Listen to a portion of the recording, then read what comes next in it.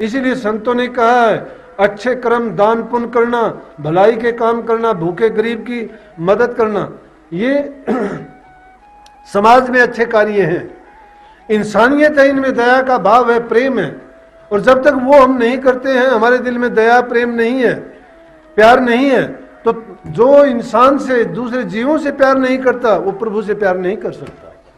जब इन चीजों से प्यार करोगे, दया आपके मन में आएगा, दया आएगी तो आपके मन के भाव पलट जाएंगे। दिल में दर्द पैदा होगा जब भी कोई दुख देखोगे किसी का, नरम और कोमल दिल हो जाएगा, क्योंकि परमात्मा का हृदय भी बड़ा कोमल है। लेकिन हम करते क्या है कि हमें सुख चाहिए, दुख लेश मात्र भी नहीं होना चाहिए। लेकिन ये भी नहीं सोचते कि इन दुखों का कारण ये है कि पिछले जन्मों में जो कर्म किए थे ना, वो हमने नेक नहीं किए, इसीलिए वो कर्म भोगने के लिए आ खड़े हुए संसार में। कबीर साहब ने तो क्या कहा, काशी के हम बासी कही अरे मेरा नाम कबीरा, एक बार मुख से नाम बसारा जात जुला किन्ना। अरे कि एक बार मैंने नाम बिसारा था, मेरा तो उसी नाम बिसारने के कारण जुला जाति में मेरा जन्म हुआ। अब जिसकी जैसी भावना वैसा ही उसका जन्म होता है, जिसके जैसे कर्म वैसे ही उसके भ्रम दिमाग में पड़ जाते हैं। और ये भूल भ्रम निकालने के लिए ही संत सदगुरुओं की शरण, सत्संग और उनके नाम की आवश्यकता और जरूरत है। संतों के पास जाके भी हमने अपनी मूढ़ बुद्धि को, हमने अपनी दुर्मति को नहीं त्यागा, और फिर भी हम उसी हालत में बरतते रहे, फिर भी हमें एक दूसरे से जलन ईर्ष्या रखते हैं, और फिर भी हम काम क्रोध की अग्नियों में जलते रहते हैं, तो फिर हमें ये सोच लेना चाहिए कि हमें कुछ हासिल नहीं हुआ, कुछ नहीं मिला। नर्तन चोला पाके भी अगर हमने अच्छे नेक काम नहीं किए, नर नारायणी चोला बोलते हैं इसको, नारायण का रूप हमें दिया परमात्मा ने, कहा कि भाई मैंने तुझे इंसान का रूप दे दिया, सारे काम करने के लिए आजादी दी, पूरी बल पोरस ताकत दी तुझे, ज्ञान बुद्धि चतुराई दी तुझे, लेकिन इन चतुराइयों को, ज्ञान को, बुद्धि को मैं देखूंगा कि तू किस चीज में लगाएगा।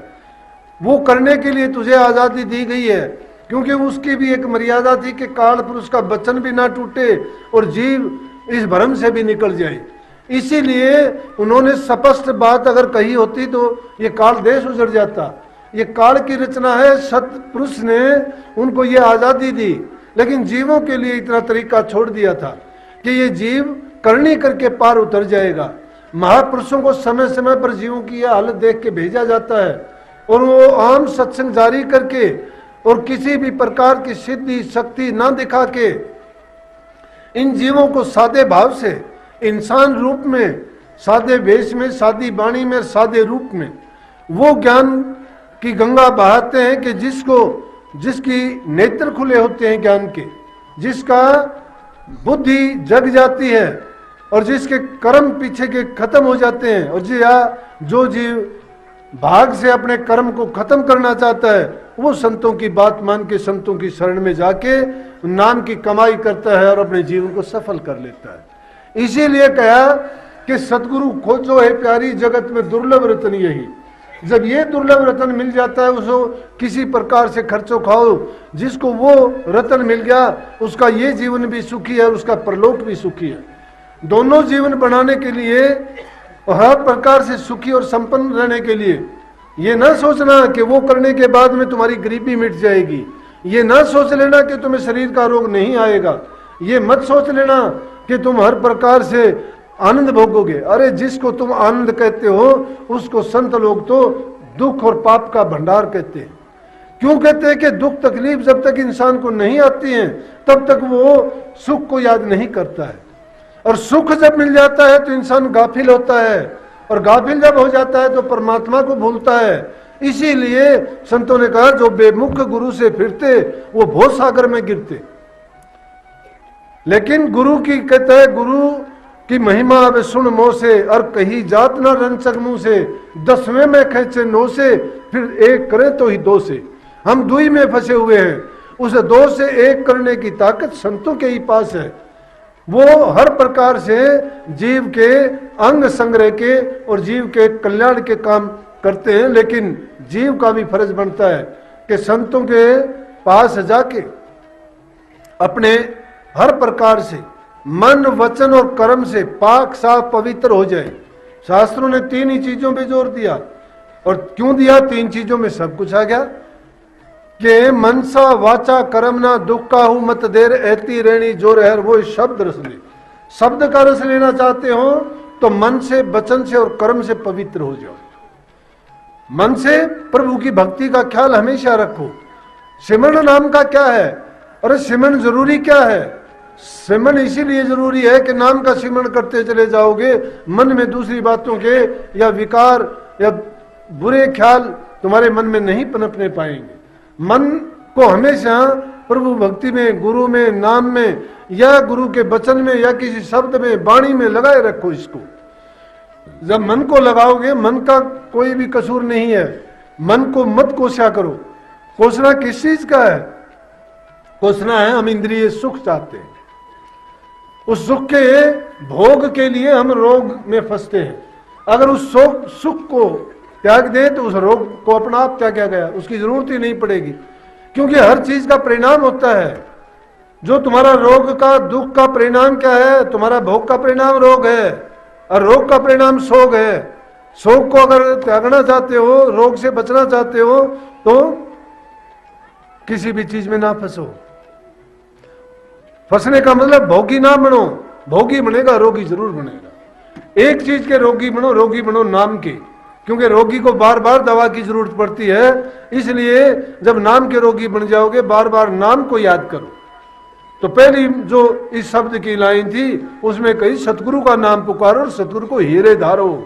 सतगुरु को जब हृदय में बिठा लोगे, वो इस प्रकार से है जिस प्रकार से दीपक को अपने मकान की देड़ी पर रख देते हैं, बाहर भी चांदना देगा, अंदर भी चांदना देगा।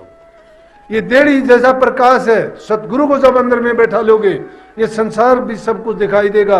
लेकिन हमने क्या कर रखा है? बाहर के प्रकाश को देख के खुश होते हैं, अंदर में अंधेरा पड़ा है। अंदर में अंधेरा है और वो अंधेरा किसके बिना है? गुरु बिन घोर अंधियार। जब गुरु रूपी, नाम रूपी दीपक इसमें बाढ़ लोगे, ज्ञान जब इसमें प्रकट हो जाएगा, शब्द प्रकट हो जाएगा, तो वो स्वयं प्रकाशी दीपक है। ना कभी उसको जलाने की, बुझाने की जरूरत नहीं। वहां 8 पहर 24 घंटे एक जैसा आनंद में गोते लगाओगे।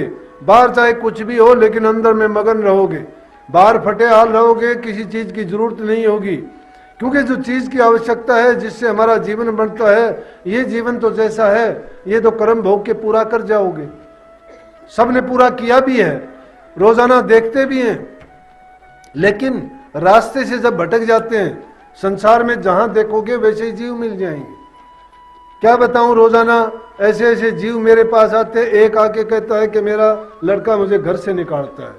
कौन निकालता है? लड़का। दूसरी आके कहती है मुझे संतान नहीं है, प्रसाद दो। एक कहती है, उसको सुनती है वो कि उसके लड़के ने ठोकर मार के माँ बाप को घर से निकाल दिया। दूसरा आता है, दूसरी लड़की आती है, मुझे प्रसाद दो, 10 साल हो गए, 8 हो गए, 5 हो गए, मुझे संतान नहीं है। मैं कहता हूं संतान वाले की हालत देख ले। तेरी तरह उसने भी संतान की कामना की थी, मालिक के हुक्म में राजी नहीं हो। संतान की कामना की, पैदा भी हुआ, खुशियां भी मनाई, पाल पोस के बड़ा भी किया। लेकिन क्या हुआ? दुश्मन पैदा कर लिया घर में। उसी ने धक्के दे के माँ बाप को बाहर निकाल दिया। क्या किया पैदा करके?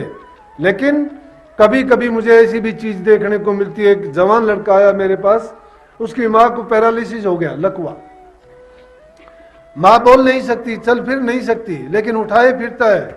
मैं कहने लगा तू कलयुग का सरवण है। धन्य है ऐसी संतान जो अपने माँ बाप की सेवा करते हैं। कोई भजन, कोई गुरु की सेवा, कोई मंदिर मस्जिद, कोई मूर्ति पूजा, कोई तीर्थ व्रत बेकार है उन लोगों के लिए। जिसको माँ बाप की सेवा मिल जाए उससे बढ़ के भक्ति क्या होगी। नौजवान लड़का 22-23 साल की उम्र होगी। मैं कहने लगा वो, मैं बोला भाई इससे तो अच्छा ये है तू शादी कर ले। बोला जी माँ की सेवा करता हूं। मैं बोला शादी कर लेगा, तेरी घरवाली आएगी, वो सेवा तो कर देगी, ये औरत जाती है और तू कैसे सेवा करेगा? बोला जी अब भी करता हूं। मैं क्या सेवा करता है तू? मैं पखाना जाती है, कौन धोता है? बोला मैं धोता हूं। हाथ धोना समझ गए कि मैं धोता हूं।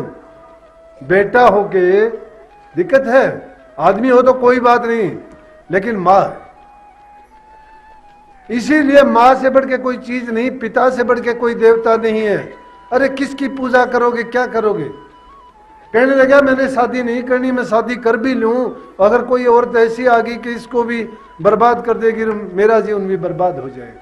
इससे तो अच्छा ये है मैं माँ की सेवा करूंगा तो मैं धन्य हो जाऊंगा कि मुझे मौका मिलेगा और आगे के जन्म भी मुझे मिलो या ना मिलो, अब आपसे जो दीक्षा मिली है उसके साथ साथ भक्ति भी करूंगा और माँ की सेवा करता रहूं। तो इस संसार में हर प्रकार का काम है। हम तो सिर्फ अपने स्वार्थ से जुड़े हुए हैं, इस खेल को नहीं देखते हैं। इस खेल को देखना चाहते हो, अंदर में जाओ, गुरु के वचन का पालन करो, देखो फिर तमाशा। शीशे की तरह नजर आएगी दुनिया ये। प्रेमियों, कुछ हासिल करने के लिए कुछ खोना पड़ता है, अपने सुख सुविधा आराम त्यागना पड़ेगा। ये नहीं कि संसार के रसों का भी भोग करते रहो और उन चीजों को भी तुम समझो कि हासिल कर लें। गुरु का ज्ञान यही है कि जब उस नाम को लेके कमाई करोगे, अंदर में जाओगे, फिर देखना थोड़े दिन का अभ्यास है। अपने जीवन को क्रियात्मक बनाओ, बातें सुन के इन रोचकता की बातों में ना फंसो। आप लोग भी ये खेल देखते हो सारे, ये बातें सभी आपको मिल जाएंगी, सुनने को बहुत मिल जाएंगी, लेकिन उन बातों में जरा गौर करके देखो कि क्या हो रहा है ये खेल। इस खेल को वही समझ सकता है, वही अपने जीवन को इस उलझन से निकाल के उस मार्ग पर ले जा सकता है जिस पर से मुड़ के फिर इस संसार की उलझन में नहीं आना पड़ता, जो पूरा गुरु का गुरुमुख, गुरु भगत, गुरु की आज्ञा में चलने वाला हो। प्रेमियों, सत्संग बार बार सुनते रहते हो, लेकिन सत्संग सुन के उसको अपनाओगे, अपने जीवन में ढालोगे, उतारोगे और उस पर चलना प्रारंभ कर दोगे, आपका जीवन निश्चित रूप से नहीं बदल जाए तो मुझे कहना। सबको आशीर्वाद, गुरु महाराज आपको ताकत दे, शक्ति दे। मैं तो अपने गुरु की ताकत से बोलता हूं भाई। 2 कोटी का नहीं था, कोई पूछने वाला नहीं था, एक साधारण सा मास्टर था, स्कूल में 2 रोटी का रोजगार करता था, पेट पालता था, छोटा परिवार था, सोचता था कहाँ जिंदगी, कहाँ नौकरी पूरी होगी। लेकिन गुरु की ताकत को कौन जानता है? गुरु ने, अरे गुरु तो क्यों कहा, अरंड से चंदन बना देगा, सींग से सतीर बना देगा, कुर्डी से महल बना दे, गुरु तो कोडी से मोती दिखा दे। गुरु की ताकत का कोई अंदाजा नहीं है, गुरु परमात्मा रूप है, लेकिन गुरु को जानने वाला होना चाहिए। मैं तो यही इसीलिए बार बार दोहरा के कहता हूँ, मन मन में हर बार रोजाना मेरी ये प्रार्थना होती है, गुरु महाराज के लिए मेरी एक ही विनती होती है कि हे मालिक, जब मुझे चाहे लाख जन्म लेने पड़े और मुझे अगर आगे ये सेवा करने का मौका मिले तो मैं आपका ऋण उतारने के लायक हो सकता हूँ, नहीं तो मैं जन्म जन्म में आपका ऋणी रहूंगा। मुझे पता है मुझे जन्म नहीं होना दोबारा, क्योंकि पूर्ण सतगुरु पाई यार पूर्ण पाई, पत हंस दिया खेल दिया नच दिया विचे पाई मुक्त। संसार के दुखों में जब तक झमेले में फंसे हैं, संसार का खेल है, इसमें हम भी एक गोटी की तरह से कभी कहीं इस खेल को देखते हैं। संसार के जीवों में रहते हुए गुरु महाराज की जो शिक्षा है, उनका दिखाया रास्ता हमेशा हमारे सामने है और अंग संग्रह के हमारी रक्षा सुरक्षा करते रहते हैं और बार बार इस तरह वाली समस्याओं से, परेशानियों से गुरु महाराज अपने आप निकाल के ले जाते हैं। हमें ना कोई शिकायत है, धन्य है जीवन कि गुरु महाराज की शरण मिली। इसलिए आप भी अपने आप को इसी प्रकार से अर्पण करके गुरु के ऋणी मानोगे और वो कर्ज उतारना चाहोगे तो सच्चे मन से नाम की कमाई करोगे, बुराइयों से बचोगे, सुखी रहोगे और आपका जीवन भी सुखी बीतेगा।